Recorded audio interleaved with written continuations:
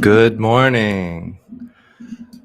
Welcome to the 11:30 Dharma Talks at Columbus KTC.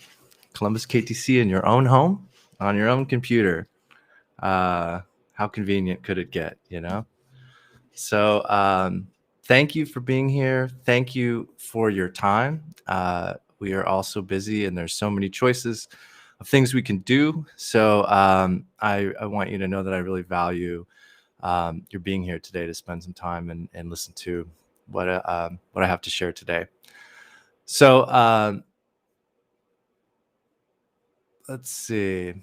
So the first thing I like to say when we do these talks is just a reminder that you're very lucky. We're very lucky to have any kind of inclination towards virtue, towards doing things to help ourselves and to benefit others.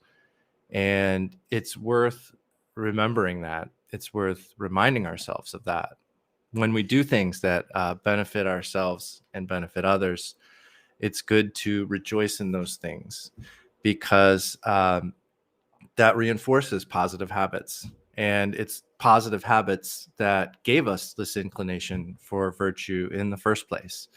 So if we want to continue to enjoy the benefits of virtuous activity and beneficial things, we need to reinforce those good habits. So it's one of the best ways of doing that is rejoicing in good things and rejoicing in virtue and rejoicing in practicing the Dharma. So that's really important. The other thing to know is that all of this is hopefully in service of your practice of the teachings.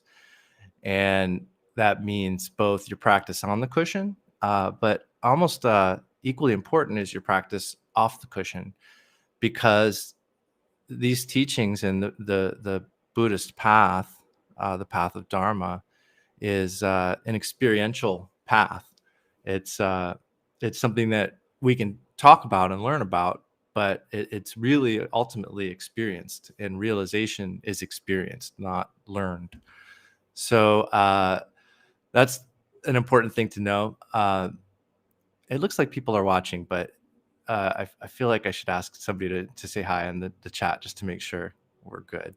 But so if someone would do that, I'd appreciate it. But back to the point, the Tibetan word for that we frequently translate as meditation is gom, and that the meaning of gom is actually much closer to like familiarize or get to know better. So thank you. Thank you, Kala. So that word means to get to know better. So when we say meditate, when we translate gom as meditate, we're really talking about getting to know our mind better. And the idea being that like who we really are and what we really are and the boundless potential that we have frequently goes unrecognized by us. And so we need to get to know it better.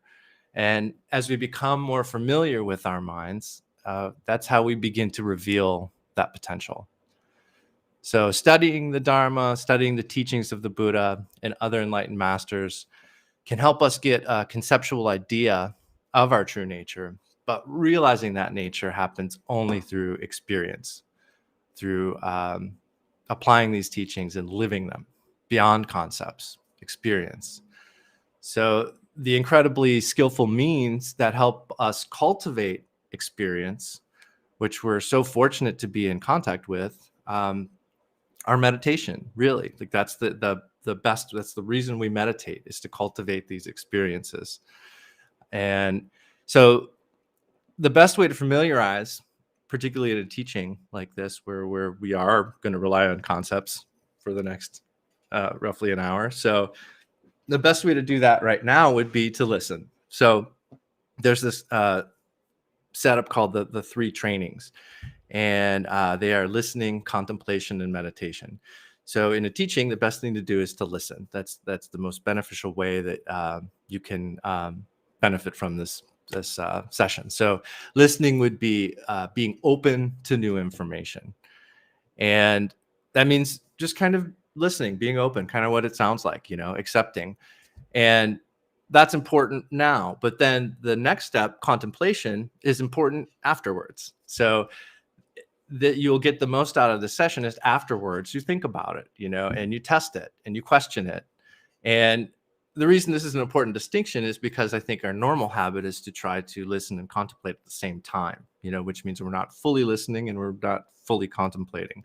So the best thing to do is kind of just to be open, even if you don't agree with things I'm saying or you doubt them, that's fine, but you'll have time to think about it later, and you'll get the most out of it if we listen now, contemplate later. And then the third part being the meditation, simply doing the practices that cultivate this experience. So let's give it a shot real quick. So I just said listening is a great thing to do, and then we contemplate, and then we meditate. So let's take a second to contemplate that.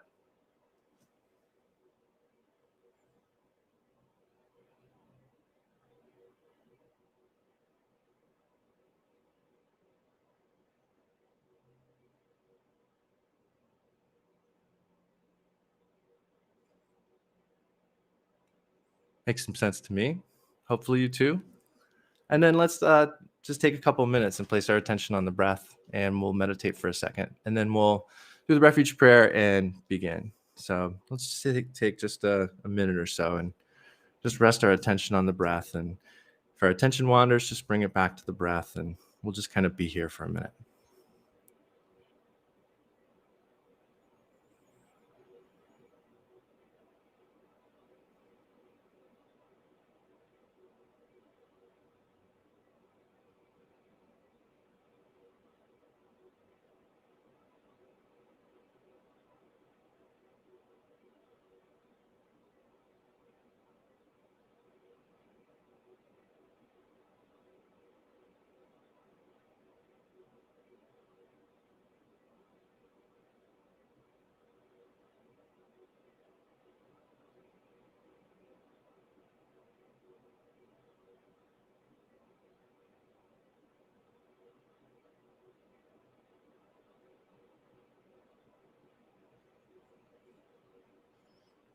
Okay, thank you. So I'm going to put the Refuge Prayer up on the screen. Get my name off of the screen. And let's say the Refuge Prayer 3 times in English. Until I reach enlightenment, I take refuge in all the Buddhas, and in the Dharma, and in the noble Sangha. By the merit of accomplishing the 6 perfections, may I achieve Buddhahood for the benefit of all sentient beings. Until I reach enlightenment, I take refuge in all the Buddhas, and in the Dharma, and in the noble Sangha. By the merit of accomplishing the 6 perfections, may I achieve Buddhahood for the benefit of all sentient beings. Until I reach enlightenment, I take refuge in all the Buddhas, and in the Dharma, and all the noble Sangha. By the merit of accomplishing the 6 perfections, may I achieve Buddhahood for the benefit of all sentient beings. And then I'll say my own prayer briefly. Pauden sawe lama Rinpoche dagi jiwo pede denjula kadrin chenpo gone jizun te kusun togi nyujup saldu so.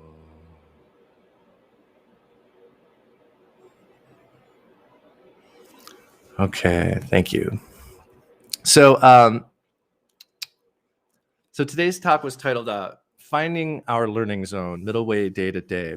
This has been a fun process for me, learning these, how to give a teaching like this, how to plan it and how to research it and stuff like that. It's kind of like, to me, I'm finding it's kind of like a documentary. Documentaries are always like about a thing, ostensibly, and then you get into the documentary and you find out it's about something else, like maybe it's about the relationship between the people, or it's about the culture, or the impact of consumerism or something, like there's always some other theme, that's different from what it seems to be about, and so it's been a fun journey, because this is one of those talks for sure that started out as one thing and ended up sort of as another. So being kind of new at this, I've found it really helpful when I give a talk like this to determine three kind of main themes. I've heard it's best to keep talks like this to three major ideas. And that seems to help me as well in not rambling off too much, where I can get into trouble. So we've already talked about one of the main themes today, which is familiarization, becoming familiar. And the other two are going to be safety in terms of kind of actual safety, but maybe more applicably like effectiveness, like practicing effectively, doing things in a way that we can be sure they're benefiting us, that they're of benefit rather than detriment. And then the third will be learning, in the sense of consciously putting ourselves in a state of improvement and growth, by challenging ourselves. So let's begin to look a little bit at the middle way and what that means, what we're talking about when we say the middle way. The most traditional way of teaching this is really the life of the Buddha, talking about, in brief, talking about the way he was born into a royal family, lived this life of luxury and royalty in the castle, had a type of existence that was curated for him to not meet with suffering and for him to not meet with things that would make him think about impermanence or illness or death. Like his environment was arranged so that he would hopefully not have to come into contact with those things. Even in that scenario, he still found himself unhappy, and through a series of events, decided to leave that environment, to leave the castle, and he renounced that lifestyle and went into the woods and practiced asceticism, which was the other extreme. Like now, where he was immersed completely in comforts, he decided to leave and immerse himself completely in. Oops, let me get rid of that prayer. I had my notes up on the screen, so you didn't see it. Sorry about that. So he went to the opposite extreme. Now he's practicing self-mortification. Eating very little, becoming emaciated, living in the woods. And so he's at this other extreme, and he also didn't find happiness. And so this is how he came to discover the middle way, which is one of the ways that we describe the teachings of the Buddha. And a common analogy for this middle way is that of like a guitar string or a musical instrument string. The idea being when you tune a string, if it's too loose, it won't sound at all. And if it's too tight, it can break. So tuning an instrument, tuning a string, you need to get it to just the right tightness, or the right balance between loose and tight. And the way we see this in the life of the Buddha, in the story that the brief account I just gave, is these extremes between indulgence and renunciation, or comfort and self-denial. So the more philosophical academic terms would be like materialism and nihilism. Like all the material stuff around us, our body, all of that stuff really matters. End of story. Or none of this stuff really matters. So that's the traditional view of how we talk about the middle way. I'm following the chat. So everybody's getting static. I can change my mic too. See if that makes a difference. Let's see if I can go a different route here. Go to the pods.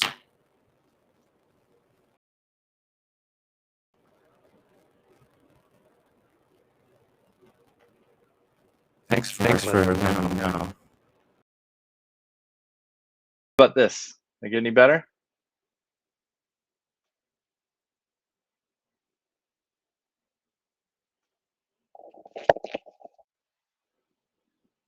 sound better, folks? I switched to the earbuds.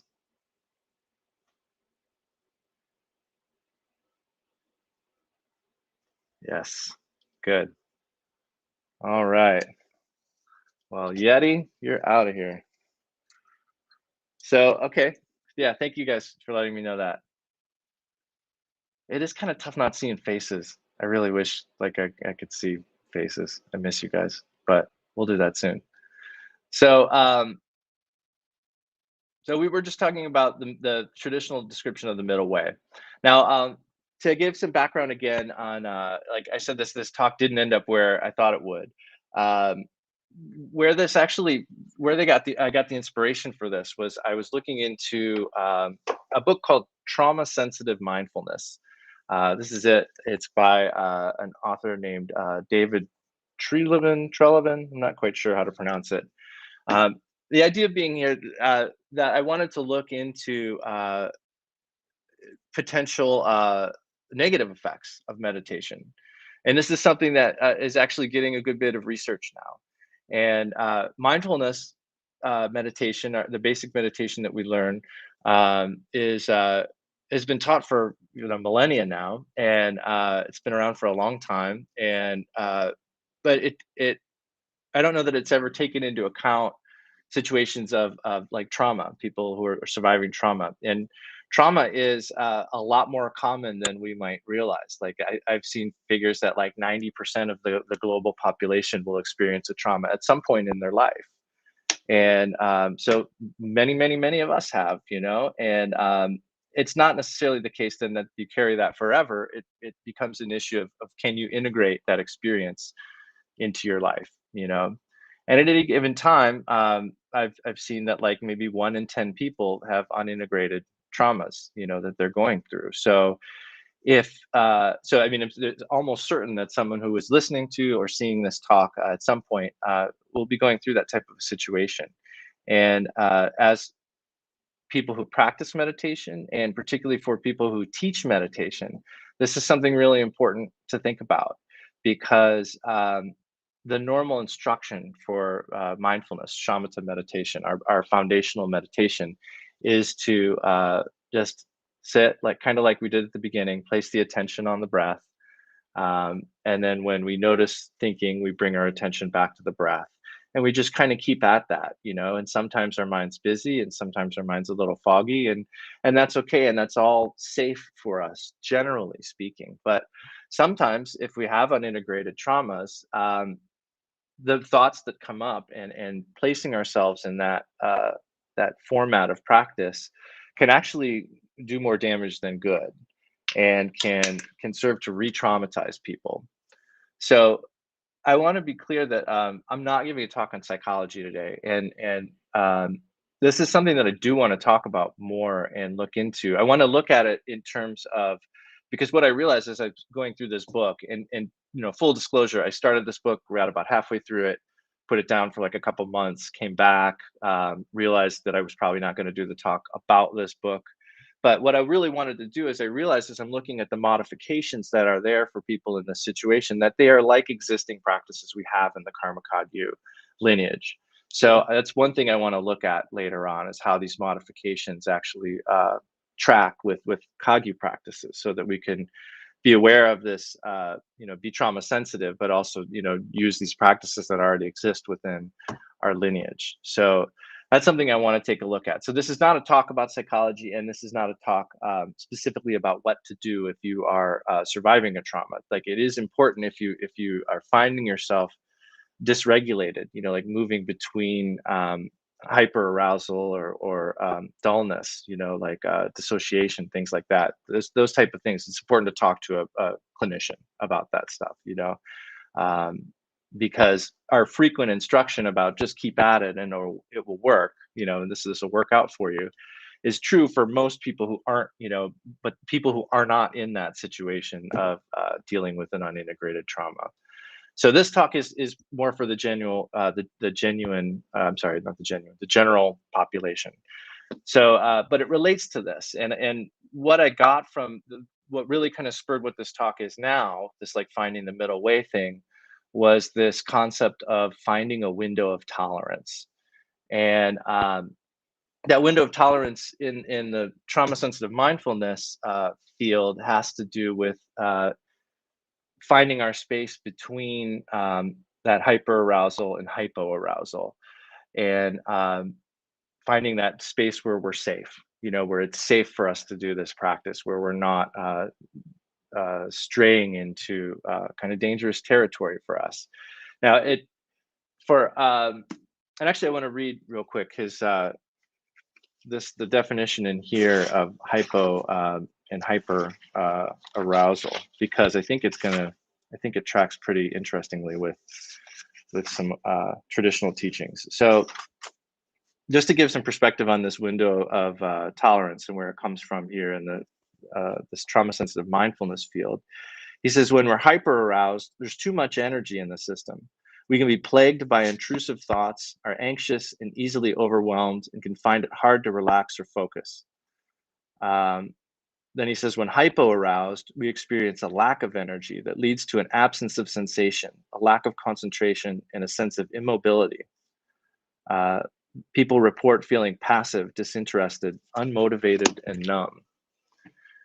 And then, so for those working to integrate traumas, starting to be aware when we go into those states of hyperarousal and hypoarousal, that just the awareness, the familiarity with that can be a very empowering thing, and it can help them to begin to self-monitor and serve to normalize their experience.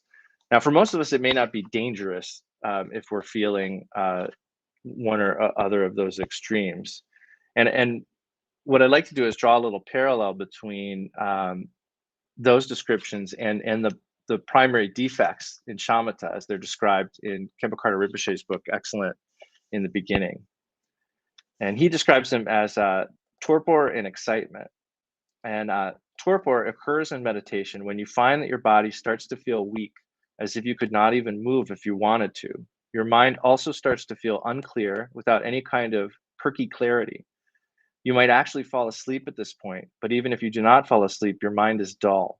You may not be particularly disturbed by thoughts, and your mind may be fairly stable, but it is stable in a dull, sleepy way. As long as you remain in this state of torpor, you will not receive any benefit from shamatha practice. The second defect is excitement. This can manifest as the arising of thoughts related to the kleshas, such as attachment or anger, or it can be some kind of attraction or irritation about the external environment. In either case, the problem with excitement is that it prevents you from settling your mind on the chosen object or technique. Often this happens in the following way. A mental affliction arises which causes you to direct your attention to an external object. You become so involved with that object or sense perception that you cannot bring yourself back to the technique, even when you recognize that you have become distracted. So you can see there's a similarity to these things. And depending on where we're coming from and where our personal situation is, those extremes, if we're dealing with an unintegrated trauma, those situations can be actually be damaging. But even if we're not, they're not productive, and they're situations that we need to be aware of because we need to correct them. We need to get back to that window where we're actually benefiting from the practice. So the antidotes that Rinpoche gave for those defects in the practice of shamatha are for torpor or dullness, to begin to sort of tighten up, like literally physically tighten up a bit, and to bring our vision up, and sort of have this feeling of everything coming up. And that would be the antidote to work with when we find ourselves in a situation of torpor.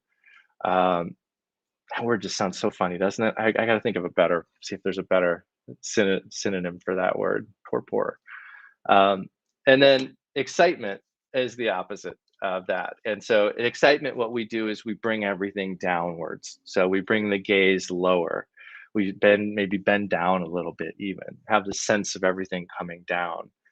And in a very practical way, like for me, when I'm practicing, like sometimes it's really just like a little adjustment of the gaze, just slightly lower, from where I'm looking in front of me. And it can make a big difference. You can, if you need it, you can do more. You might just move your gaze a little bit and that's not enough. And then you may tighten yourself up a little bit and then you may raise your gaze a little more. So you can do this in degrees, but those would be the antidotes for those situations. Um, So as I mentioned earlier, meditation actually translates as familiarizing. And the first step is really just developing an awareness of when we become too excited or too dull, and becoming familiar with what those states feel like for us, and then being able to label them as such. Likewise, we become familiar with our window of tolerance, where we're actually practicing safely and effectively. And this is a necessary prerequisite to applying any of the antidotes that we talked about to these extremes. If we don't know that we're out of our window, we won't know when to apply the antidote. So we have to familiarize ourselves with our window of tolerance. And we have to remember that that window can also change, day to day and moment to moment. Some days we may be a little grumpy. Some days we didn't maybe get enough sleep or drink enough water. And some days we may actually be in such a good mood that things that might normally distract us don't. They just roll off our backs. So maybe that window is larger some days too, not just smaller. And because we know that meditation means to familiarize, then this also applies to our post meditation. And as I said earlier, formal practice, on the cushion practice is important, but off the cushion practice is equally important. And off the cushion practice, what we do throughout our day, that's the bulk of our practice when you think about it, because most of us aren't spending the majority of our day formally practicing. So I remember the first Dharma talk I ever heard, somebody used the analogy of like painting a painting, and if you spend 20 minutes in the morning, painting the painting, what are you doing with the rest of the day? Are you erasing what you painted, or are you working to preserve it, or still add on to that painting, So it's kind of like that with meditation. Is what we're doing during the day supporting our on the cushion practice or not? So as we said, meditation means to familiarize. So this applies to our post meditation on the cushion and off the cushion. So what we do throughout our day matters, and this window of tolerance matters throughout our day too. Like this awareness we can cultivate of whether we're feeling too excited to practice beneficially or feeling too dull to practice beneficially, and trying to apply some kind of antidote is important off the cushion too. So we have to watch where our window is, and it's good to know our window, where the middle is, between excitement and torpor. And so now that's kind of a way. The reason we talked about that is because that's a way to know when we're in an effective state of practice, when we're practicing safely, and that's essential. Otherwise, and this is a matter of safety, literally for some people, but for all of us, certainly, it's definitely a matter of not wasting time, or hurting ourselves. So this is an important middle way to be aware of and to think about and to cultivate.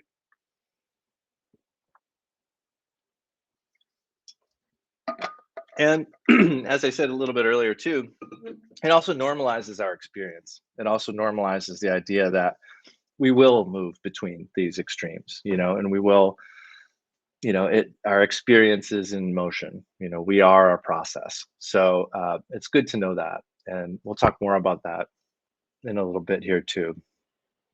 So let's look at another set of extremes and another perspective on the middle way. And this, some of you will recognize this because we did a book study last winter, I guess. Yeah, myself and Lama Mitchell from Mississippi did a book study on Pema Chödron's Welcoming the Unwelcome. And there's a chapter in that book called Beyond the Comfort Zone. And that's where I got the finding our learning zone idea. And she begins this chapter by talking about refuge and the idea of thinking about what it is that we actually take refuge in. People who are here and practicing Buddhism will be familiar with the concept of refuge. But for those who aren't, what we're talking about here is where we go for protection, to feel comfortable, to feel safe. Like the most we could think of an umbrella actually as a form of refuge from the rain. If we don't want to get wet, we get an umbrella, and that's our refuge from the rain.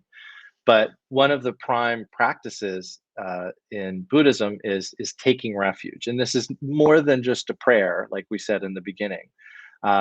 The prayer part is important, but the idea is that throughout our day we're engaged in a practice of refuge taking, whether we know it or not. And so, like a lot of things, when we talk about enlightenment, or awakening is another way to talk about that. Waking up, we want to wake up to what we're doing, wake up to our habits, wake up to what inertia we're putting into motion, what we're feeding. There's that analogy about like which wolf are you feeding, like is it the good one or the bad one, so it's good to know, what we're doing, to be awake to that kind of stuff. So what is it that we're seeking refuge in? We say, if we're Buddhist practitioners, we say we're seeking refuge in the three jewels, as the Buddha as the teacher, the Dharma as the teaching, and the Sangha as the community who can support us on that path. But is that really what we're doing throughout the whole of our day? I mean, we may do that in the morning when we do our three prostrations and open the shrine and things like that. But it's good to check in and figure out, is this what we're doing the rest of the time? Where are we actually seeking refuge? And to be aware when we are taking refuge in places that are not the three jewels. And she mentions a teacher who recommends, I'm not necessarily recommending this practice, but I guess I see the value in this. There's a teacher she just talks about who recommends when we do things like taking refuge in Netflix or our refrigerator or or a nap, um, treating that like we would our actual refuge prayer in the three jewels, and actually putting our palms together and saying, I take refuge in Netflix, not because that's what we want to do, but because it's what we're doing, and that's realistic look at it, and I think, probably since this talk is about the middle way, that I'm not saying we can't have our comforts, I'm just saying like we need to find the middle way between these two, and in order to do that, we need to know the extremes. We need to know when we're doing things, by the book, so to speak, like in a dharmic way, with non-attachment, or when we're doing things based on attachment. So um, I want to get another graphic up here. And this is from Pema Chödron's book. And this is her diagram of the learning zone. So this is what we're going to talk about here for a minute. And what we see is in the middle here is the comfort zone. And so the comfort zone here is where we go for comfort. What are the things we do to make us feel comfortable? As I mentioned some examples, maybe it's food, maybe it's Netflix, maybe it's reading, like there's any number of things that make us feel safe and comfortable. So yeah, morning caffeinated tea. For me, it's Grady's cold brew. But yeah, I feel that. So it's good to know where our comfort zone is, what it is we're most attracted to. Then in the middle, or the next circle out, would be our learning zone. And this learning zone is where we stretch beyond our comfort zone.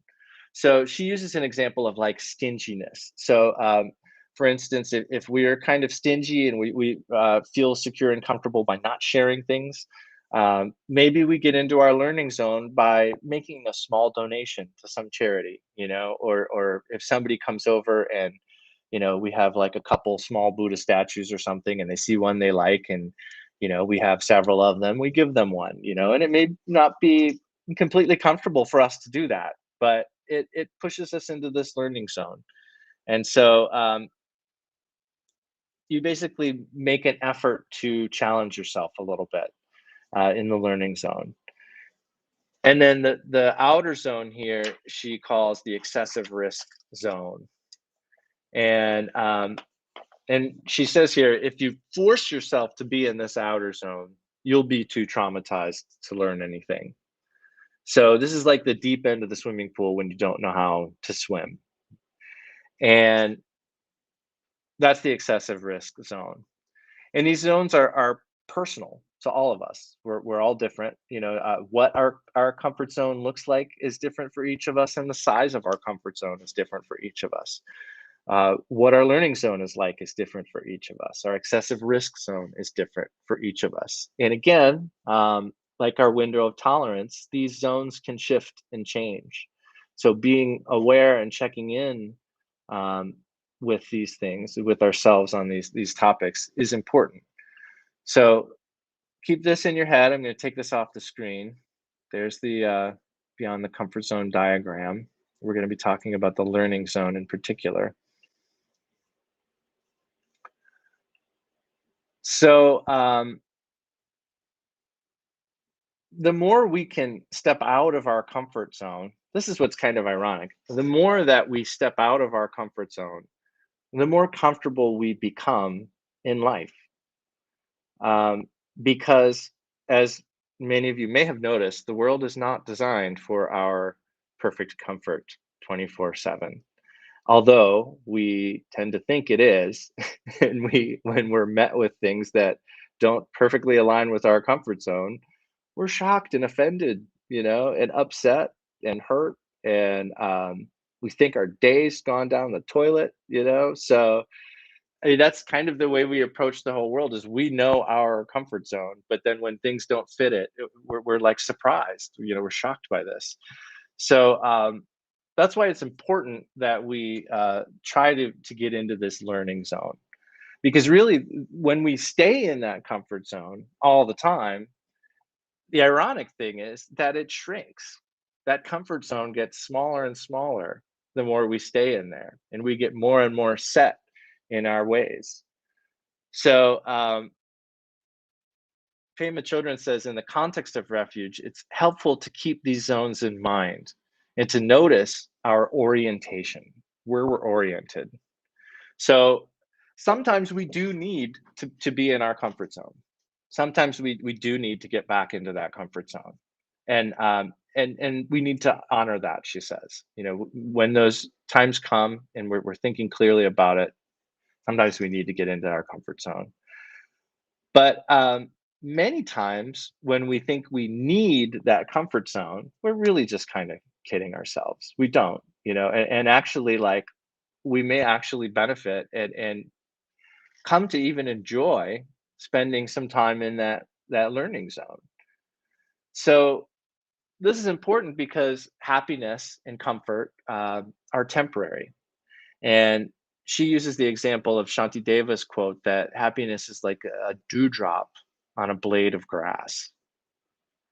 It's there, you see it, it's gorgeous, and it's going to go. So that's what our comfort is like. So when we try to cling to that comfort zone and think that it's permanent, it is inevitable that attachment will cause us suffering. So love is a good example of this, she says, which is like the idea of having the honeymoon period. And then after that period of time, it's really kind of all learning zone, I think, for the most part, or at least a whole lot of learning zone.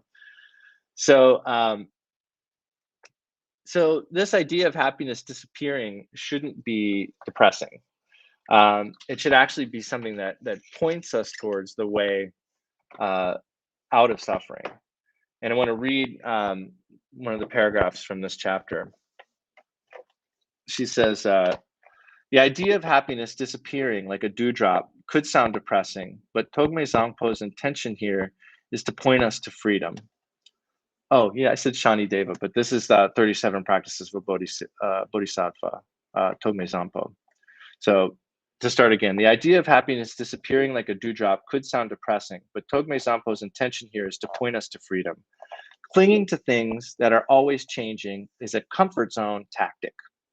It's what keeps us in samsara, which is a Sanskrit word referring to the vicious cycle we're all trapped in because we continually resist reality. The only way to free ourselves from samsara is to awaken to the open-endedness of how things are. This requires venturing out into the learning zone, where we will encounter fundamental groundlessness. Trungpa Rinpoche equates this state with the wide open space of our basic goodness. It is the fresh air of our deepest sanity. But because this space doesn't give us much to hang on to, we usually find it intimidating. This is when, in Trungpa Rinpoche's poetic description, we tend to, quote, hide ourselves in caves and jungles, unquote, which is a way of saying we become very self-involved. We kindle a great fire of hatred, roil the river of lust, and wallow in the mud of laziness.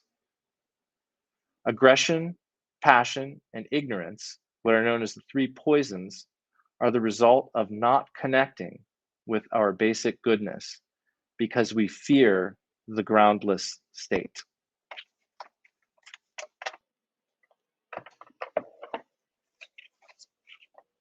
So, how do we cultivate this learning zone? The way that Pema Chödron suggests is Tonglen, the practice of taking and sending. On the cushion, Tonglen really is learning zone stuff, sitting down and breathing in suffering and discomfort and breathing out love and happiness. That is a practice, of working in our learning zone. What we do off the cushion when we encounter something that's outside of our comfort zone, instead of avoiding it, we can try breathing it in. We don't want to get into our excessive risk zone, so we need to watch and make sure that we're in our window of tolerance. And that's where that first idea, that window of tolerance, becomes important, because that is what can tell us when we've left the learning zone, and entered the excessive risk zone. Because we may notice that our attempts at learning in the learning zone are actually causing a great deal of agitation or excitement, or stress. Or maybe we're in the excessive risk zone, and the way we're reacting to that is we're just kind of disconnecting and becoming apathetic and withdrawn. So the window of tolerance is a good way of knowing when it's okay to stay in that comfort zone when we're there.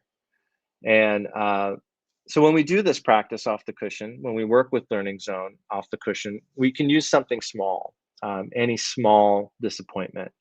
And our day is rife with those, right? Whether it's having to wait in line somewhere longer than you hoped, or you go to your fridge and one of your kids ate your favorite snack you were saving for later. There's all these little things that tend to upset us, or tend to set us, into the three poisons of anger, attachment, or ignorance.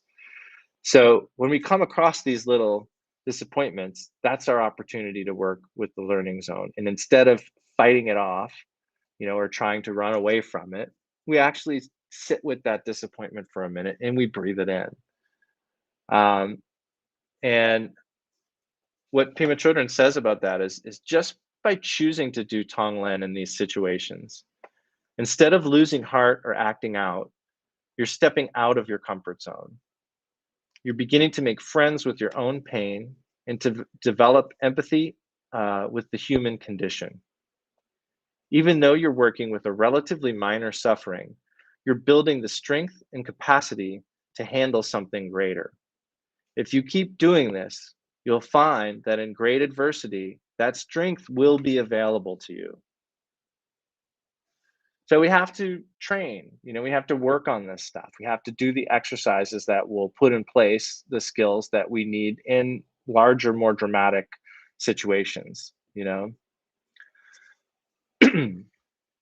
So thinking of the learning zone in terms of a general approach to Dharma, it it benefits us to be familiar with where our learning zone is at any given point in time, because we may be becoming too attached. And remember, attachment is the cause of suffering, according to the Buddha. Buddha taught the Four Noble Truths. This is kind of an interesting thing, right? The Buddha discovered the middle way, and then his first teaching was the Four Noble Truths. And so he taught that suffering is a part of life. Suffering, in this case, being like discontentment, dissatisfaction. And then he taught that suffering has a cause, and the cause of suffering is attachment. And and then I can't. Thank you for asking, though. That would be fun. I don't have actually. A good question about the bass was just given, and I rarely play it, and I only have headphones for it. I don't even have an amp anymore, so I'm kind of not legit with the bass anymore.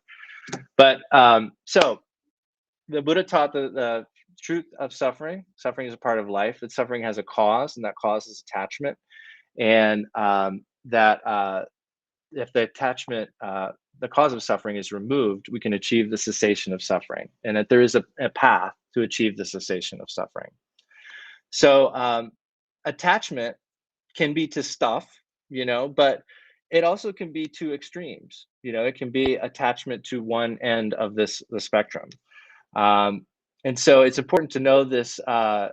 It's important to know where our learning zone is, because we may be straying to one of the extremes. We may be straying to the comfort zone, or we may be straying to the extreme risk zone. And what that means, I think, sometimes is, for instance, maybe we're feeling like, I think this is maybe the most common, is we think we're falling short of what a Buddha should be like, or we're falling short of what we've heard the perfect practice of Dharma is. We've behaved in a way that's not ideal. It's not the way we wanted to behave. And we're hard on ourselves because of it. Or maybe we have found that we can't live up to those things, that we tend to fail. And so maybe we go to this extreme of, well, I just, this stuff doesn't matter. I'm just going to do what I want. And I believe in the Buddha, and that's great, but, I can't keep up with all these rules. And so you give them up altogether, and then you've strayed into the comfort zone. So in general, knowing our learning zone is important, because it will allow us to be compassionate to ourselves. And this is where I want to bring it back around to the life of the Buddha, the ideas of indulgence and renunciation, that classic formulation of the middle way. It's common for us to go through periods of generating like too much attachment to our own comfort, or too much attachment to like overly rigid practice. And our Dharma practice should take place in the learning zone. We need to know when we're taking things too easy, or when we're taking them too hard. As noble as the Four Truths are, if we're attached to them, I mean, how ironic, right? that knowing the Four Noble Truths, and that suffering is the cause of attachment, we can also become attached to the Four Noble Truths. So if we're being too hard on ourselves, we're being too lazy, or not perfectly living up to the ideals of conduct, not being quote unquote good Buddhist, we may be keeping ourselves in the excessive risk zone, and we're not benefiting ourselves or others. So rather than continue to push ourselves beyond our abilities, and in fact cause more damage than good, it may actually be time to recognize that we need to find the middle again. That even though our intentions are good, and the Dharma is good, and we're strong and motivated people, until we're fully enlightened, we're always going to have our own limitations. And the Bodhisattva vow that many of us have taken does not say, I will behave exactly like a Bodhisattva henceforth and forevermore. What it says is, just as Buddhas of the past gave rise to the mind of awakening and trained gradually in the stages of the training of a Bodhisattva, in the same way, for the benefit of beings, I too will generate this mind of awakening and will train in the proper stages in the trainings of a Bodhisattva. So this is important to remember, because while it is important for us to know our potential, to be familiar with enlightenment, awakening, practicing the Dharma properly must also include familiarizing ourselves with our seeming limitations and finding the middle way between perfect Buddhahood and where we are right now. We're able to safely and effectively learn to traverse the path towards awakening. So I hope that there were some useful things in this talk for you today. Again, thank you for your time. If there's any questions, we have like 8 minutes left, so I'm happy to take an attempt at any questions. If not, totally sit for a little while.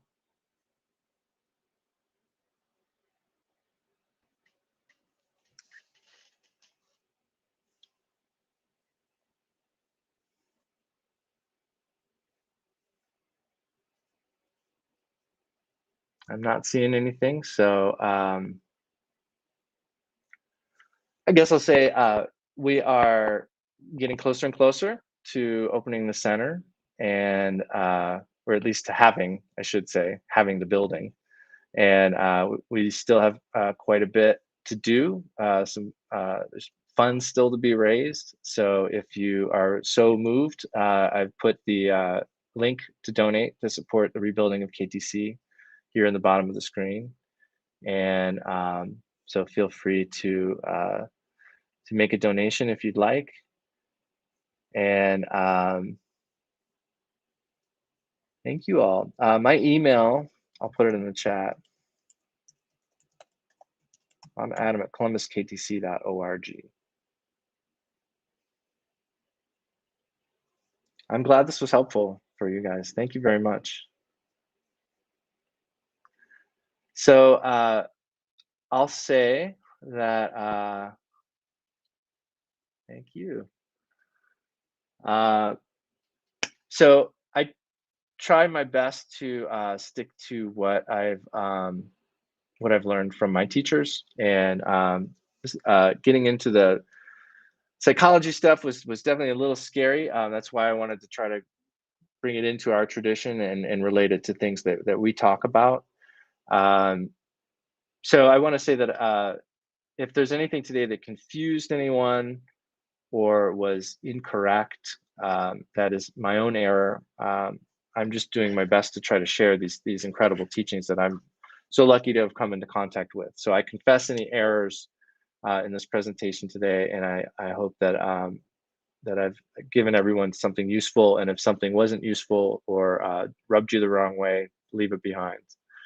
So I rejoice in all the great works of our teachers. I hope that they remain and continue to teach the Dharma. And thank you all for being here. Good luck with your practice. Let's dedicate the merit of this session to the benefit of all sentient beings. We pray that all beings are able to remain in their window of tolerance, to know their window of tolerance so they can do so. And may we all stay in that learning zone as much as possible, because that's where we make our real progress. So we dedicate this merit for the benefit of all sentient beings. All right, thank you, everybody. Take care.